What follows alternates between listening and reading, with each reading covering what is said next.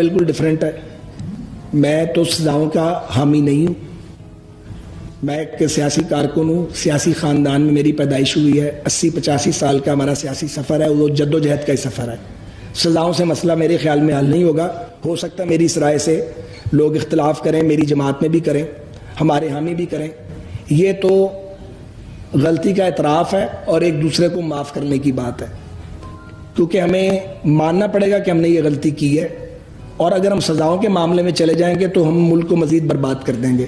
میری یہ ذاتی رائے ہے. میں یہ سمجھتا ہوں کہ ہمیں اپنی غلطیاں ماننی چاہیے اور یہ طے کرنا چاہیے آئندہ یہ غلطیاں نہیں کریں گے. اور جو غلیظ الزامات ہم ایک دوسرے پہ لگاتے ہیں ان سے ہمیں وڈرا کرنا پڑے گا, تاکہ ایک منٹ وہ ایک سیکنڈ, وہ غلیظ الزامات جب تک لگتے رہیں گے بات چیت کا ماحول پیدا نہیں ہوگا.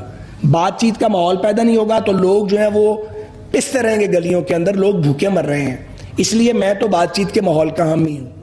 میں تو یہ نہیں سمجھتا کہ ہم پوائنٹ آف نو ریٹرن پہ پہنچ جائیں اور کہیں کہ ہم اب ایک دوسرے کی شکل نہیں دیکھیں گے. جتنا مرضی ناپسند ہے ہمیں ایک دوسرے کی شکل, اور جتنی مرضی تلخی ہے ایک دوسرے کے ساتھ, راستہ بات چیت سے نکلے گا.